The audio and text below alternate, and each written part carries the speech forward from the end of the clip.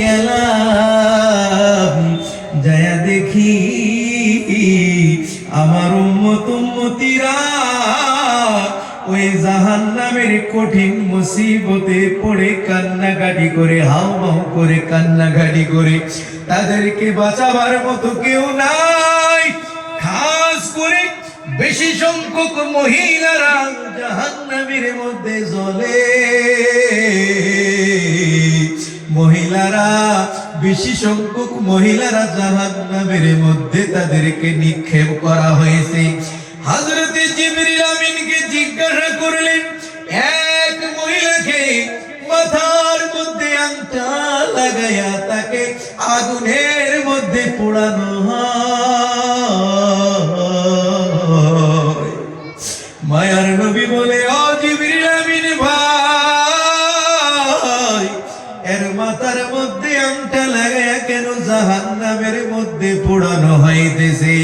ওই সময় জিবরিল আমিন বলে, ইয়া রাসূলুল্লাহ গো নবীজি,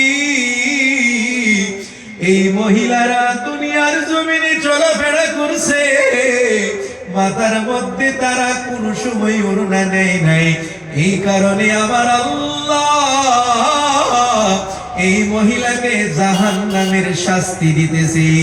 কারণ সে মাথার মধ্যে ওড়না নেয় নাই, মাথার চুলগুলো এলোমেলো করে দিয়া মানুষের সঙ্গে কত ঢংপথ করে চলাফেরা করত। আবার কিছুক্ষণ যাওয়ার পর মায়ার নবী দেখে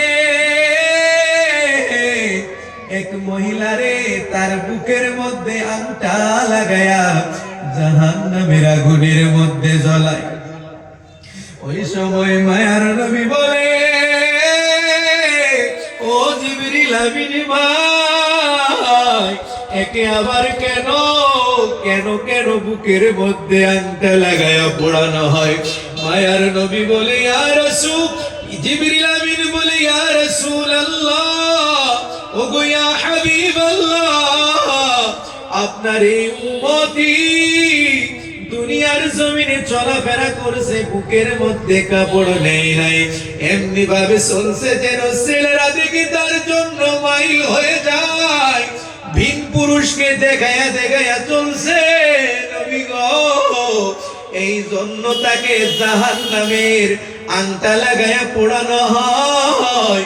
আবার কিছুক্ষণ গেছে, দেখে এক মহিলার ঠোঁটের মধ্যে আংটা লাগায়া তাকে জাহান্নামের কেচি দিয়ে কাটা হয়।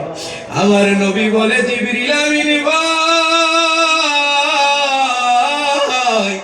আবার একে কেন ঠোঁটের মধ্যে আংটা লাগায়া পোড়ানো হয়?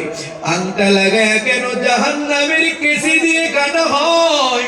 সেই সময় জিবরিল আমিন বলে, ইয়া রাসূলুল্লাহ, ও নবী গো, এই মহিলাটা দুনিয়ার জমিনে ঠোঁটের মধ্যে কত কিছু লাগাইছে, ঠোঁট পালিশ লাগাইছে, এমনি ভাবে চলছে যেন ছেলেরা দেখে মাইল হয়ে যায়। এই জন্য তার শাস্তি হলো তার ঠোঁটের মধ্যে আংটা লাগায়া তার ঠোঁটের মধ্যে জাহান্নামী কেচি দিয়ে কাটানো হয়।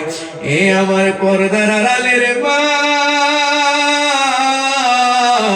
কই দিন আর বাজবেন, কই দিন আর বাজবেন? নিজের হাতের দ্বারাই কত মানুষকে দাফন করলেন, নিজের হাতের দ্বারাই কত মানুষকে কাফন করলেন, গোসল করাইলেন, কত গ্রামের মানুষগুলো মারা যায়, এখনো কি বিশ্বাস হয় না? আপনি যে দুনিয়া থেকে চলে যাবেন, এটা কি আপনার অনুভূতি হয় না? আমার আল্লাহ বলে, সমস্ত প্রাণীর মৃত্যু আছে বান্দা, ও আমার বান্দিরা, দুনিয়ায় জন্ম হয়েছিস আবার মৃত্যু আছে। ও আমার পর্দার আড়ালের মা,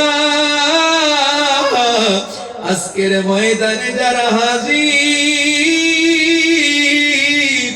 একবার আপনি আমি চিন্তা করে দেখি নিজের জীবনে কি আমলগুলো করেছি। আপনি আমি যদি